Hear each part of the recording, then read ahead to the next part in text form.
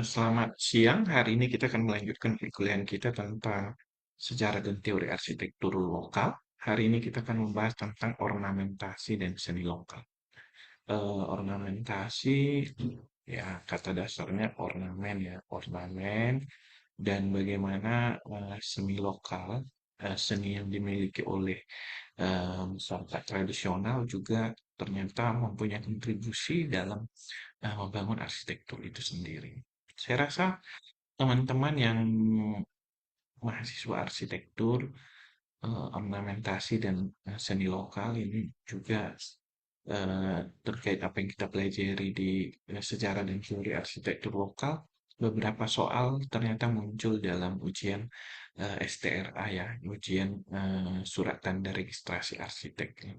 Dalam semenjak 1 Januari 2026, maka otomatis jalur untuk memperoleh eh, jalur untuk memperoleh gelar sebagai seorang arsitek itu dilalui dengan proses belajar PPAR 1 tahun. Setelah itu nanti ada magang. Setelah itu nanti terselesaikan magang dan PPAS, maka teman-teman yang memenuhi persyaratan itu akan ujian kualifikasi ujian STRA ya. Ujian itu nanti dibagi dalam beberapa modul, salah satunya adalah modul sejarah dan teori arsitektur. Nanti dalam sejarah dan teori arsitektur itu kurang lebih ada 17 soal dan 5 atau 6 atau 7 soal itu terkait arsitektur tradisional. Jadi teman-teman supaya sedikit memperhatikan apa yang kita pelajari di minggu-minggu sebelumnya, dan apa yang kita pelajari tentang nanti kaitannya dengan arsitektur, style dalam arsitektur, ya nanti mungkin semester depan ini ternyata cukup banyak muncul soalnya di soal STRA. Jadi teman-teman supaya memberi perhatian lebih ya tentang materi-materi kita beberapa kali pertemuan ini. Ornamen dan seni lokal ya. Jadi seni lokal itu ternyata berkontribusi terhadap perwujudan arsitektur ya. Eee, Sederhananya Gorga ya, itu adalah seni lokal ya.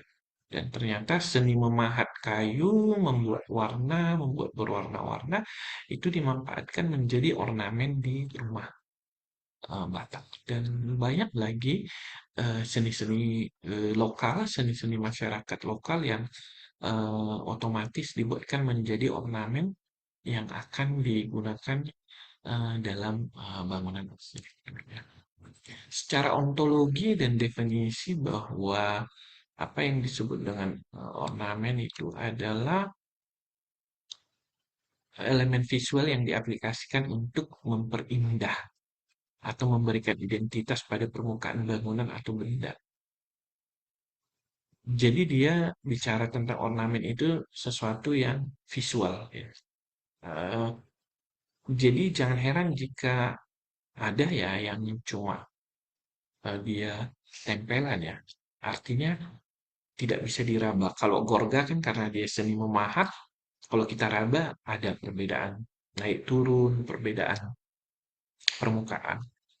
Tapi bicara tentang ornamen itu adalah sesuatu yang visual.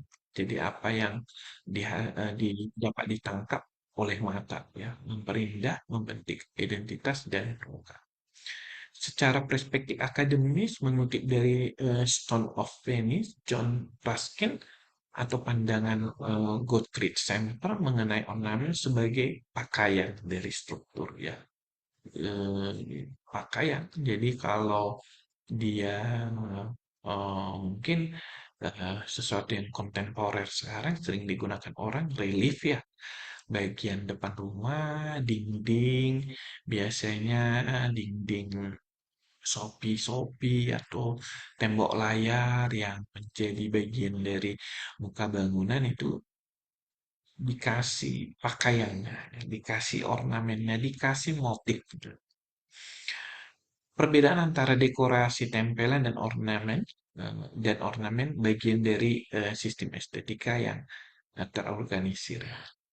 Gorga Batak itu adalah bagian dari estetika yang terorganisir, sehingga dia punya hubungan-hubungannya. Ada nama-nama dari motif tersebut yang ditempatkan di bagian dari elemen struktur atau konstruksi. Ya. Bukan hanya sebatas ditempel sebagai dekorasi semata. Itu adalah ornamen.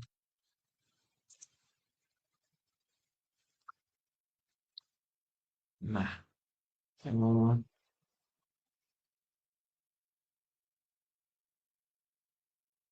ini tuntas. Salah, sama. Oke. Nah, definisi secara formalisme yaitu repetisi ritme geometri dan proporsi dalam estetika visual, bagaimana ornamen memanipulasi cahaya dan bayangan untuk menciptakan kedalaman dari permukaan datar. Ya. Secara visual, ornamen itu digunakan untuk memanipulasi cahaya. Ya, ya sederhananya kalau sebuah dinding datar kena cahaya, dia akan dipantulkan cahaya secara searah. Tetapi kalau dinding itu ternyata ada eh, maju mundurnya, ada ornamen yang ditempatkan menjadi bagian dari situ, maka itu akan menciptakan kedalaman permukaan. Ada yang permukaan yang dalam, ada permukaan yang datar. Ya. Kalau korga, ibaratnya kita center, maka posisi yang mendalam itu akan berbayang. Ya. Jadi akan semakin lebih hitam. Eh, ada naik turun, ternyata dikasih warna juga, ada yang merah, ada yang hitam, ada yang putih ya.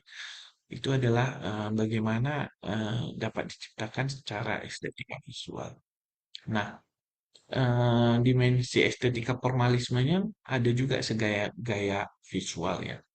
Geometris itu gaya visualnya Islami, stilasi flora itu untuk Art Nouveau, ornamen klasik untuk orner Yunani dan Romawi ya. Sewaktu kita belajar Yunani dan Romawi di sejarah arsitektur, maka kita akan bicara kolom-kolom saja yang cukup banyak kita kenal itu Dorik, Ionik, dan Korintias. Yaitu Korintian itu adalah bagian-bagian geometri klasik, ornamen klasik yang sudah melekat ya seperti yang kita bahas di akhir itu bahwa dia bukan hanya sebatas tempelan, tapi dia sudah bagian dari sistem estetika yang terorganisir. Nah, secara simbolis, ornamen itu dalam ilmu arsitektur disebut yang simbolis disebut atau disebut juga semiotika. Semiotika itu adalah simbol yang mempunyai eh, yang secara simbolis itu punya makna terhadap arsitektur itu sendiri ya, terhadap hal-hal tertentu ya. Ornamen sebagai bahasa bahasa ya, ornamen sebagai bahasa semiotika ya. Ornamen membawa pesan, ada pesan dari simbol-simbol atau status sosial, kepercayaan religius atau proteksi ya, atau proteksi eh, apotropik ya. Contoh kasus, Kala pada candi. Nah, dia bicara tentang simbol waktu. Nah, ini ya gambar pertama atau perlindungan. Gorgon pada arsitektur klasik. Ini juga dianggap sebagai simbol perlindungan ya. Megamendung simbolitas ketenangan, transendensi ya. Megamendung itu kan salah satu desa ya di kecamatan di Bogor. Itu cenderung dia berhawa sejuk, curah hujan cukup tinggi, latar belakang topografi pegunungan, perbukitan, banyak pohon-pohon hijau. Nah, secara simbol, secara semiotika, maka motif Megamendung itu dibuatkan dalam motif ini ya, motif batiknya itu ya. Ada daun, ada warna-warna biru, mensimbolkan sebuah ketenangan dari hal tersebut. Ya. Itu maksudnya semiotika, bahwa ornamen itu memberikan, mempunyai bahasa yang dapat diartikan, dapat dipahami oleh orang lain.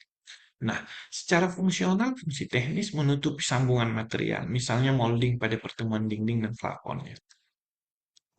Profil kita biasa bilangnya profil. Secara teknis, eh, ornamen itu berfungsi untuk menutupi sambungan ya.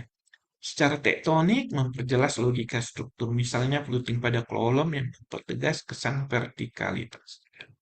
Secara fisiologis memberikan skala manusia human scale pada bangunan masif agar tidak terasa terintimidasi ya. Ada bangunan yang flat semua ya cukup besar sehingga manusia itu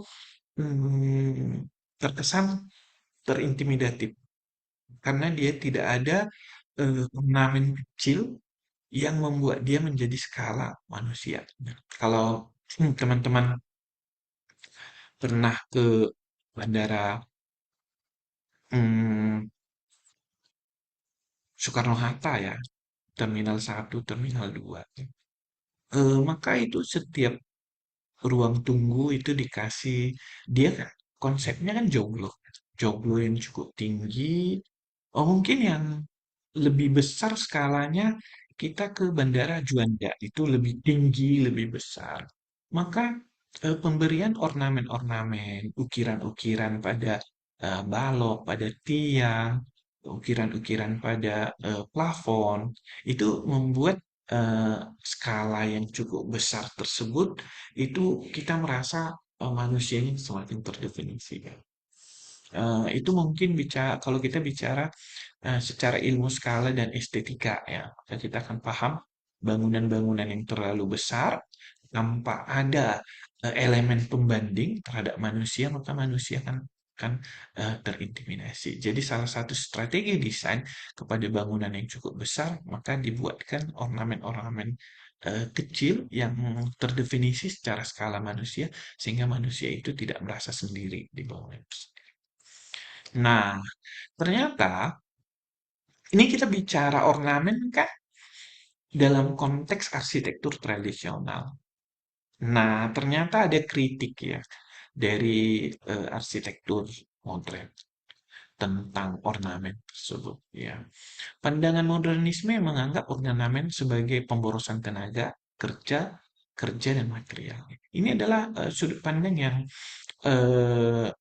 cukup kritis ya, antara modernisme dan tradisional.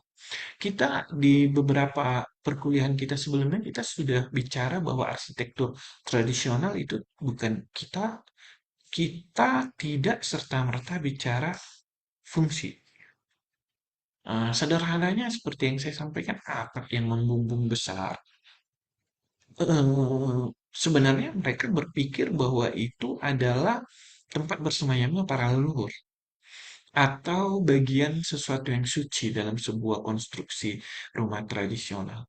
Nah, fungsi fungsi itu sebagai penyeimbang, pembuat wilayah penarikan suhu panas dari dalam ruangan ke bagian atap karena dia punya volume yang lebih besar, maka panasnya terangkat ke atas. Dan juga eh, atap yang cukup besar dengan material kayu dan ijuk, maka proses cross ventilasi atau perpindahan energi panas, proses penguapan atau substitusi atau pengeluaran energi panas dari bangunan itu dapat terjadi. Itu kan fungsinya itu mengikuti ya. Jadi yang pertama kali mereka pikirkan itu adalah bagaimana untuk memenuhi hal tersebut ya. Kita sudah bahas tadi ornamen, ada juga bicara pelindung ya, kala di dalam ornamen rumah Bali, di samping dia bicara waktu ya, kala ya. Dahulu kala itu kan bicara tentang rentang waktu. Dia juga bicara tentang menjaga. Kalau di rumah Batak Toba mungkin kita ada bicara boras pati ya. Boras pati itu mungkin kadal. Itu adalah ornamen yang sebenarnya mereka buat untuk memberikan makna kepada hal tersebut, ya. Ada juga yang dibuatkan dalam bentuk, ini karena ini dalam akademis, saya rasa tidak ada salahnya saya menyampaikan ya, lambang payudara di dalam ornamen, eee Gorga Batak Toba itu melambangkan sebuah kesuburan. Orang Batak itu kan mengenal istilah maranak marburu, maranak sapuluh, tulu marburu sapuluh dua. Jadi orang Batak itu secara kultur, secara budaya mengajak supaya mereka punya keturunan yang banyak, kemakmuran.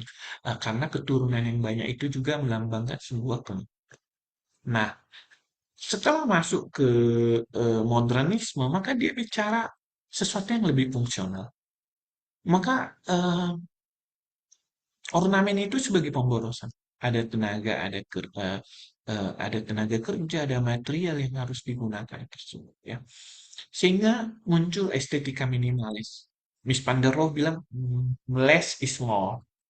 Ya, di mana fungsi murni dianggap sebagai keindahan itu sendiri, ya.